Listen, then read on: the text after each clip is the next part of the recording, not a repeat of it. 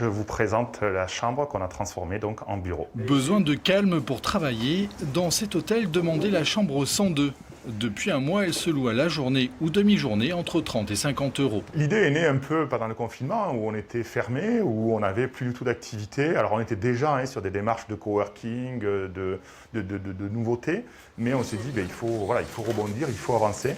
Et j'ai vu un hôtel à Perpignan qui avait lancé l'idée et j'ai dit mais c'est génial. Une table, des chaises, la climatisation et une bonne connexion internet, de quoi séduire la clientèle d'affaires. Ça c'est sympa, c'est lumineux. C'est très lumineux, ah ouais, donc c'est vraiment bien. Je trouve que l'initiative est très heureuse. Ça permet d'avoir un endroit qui est dédié, avec le confort sympathique, le café, etc. La petite terrasse pour se détendre, et je pense que quand on est détendu, on est quand même beaucoup plus productif. Pour l'instant, seule une chambre sur les 45 que compte l'établissement a été aménagée. Après plusieurs mois compliqués pour cause de crise sanitaire, c'est une manière pour l'hôtel d'attirer de nouveaux clients.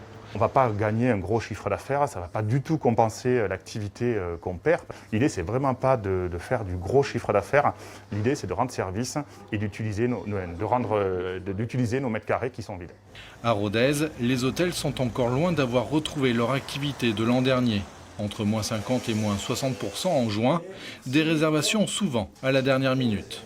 Le week-end du 14 juillet par exemple, il y a une dizaine de jours, on avait 3, 4, 5 chambres sur l'agenda. Et ça s'est rempli, on n'était pas complet mais quasiment, et ça s'est rempli sur les derniers jours. Malgré ce manque de visibilité, la saison estivale semble enfin lancée pour les professionnels du tourisme.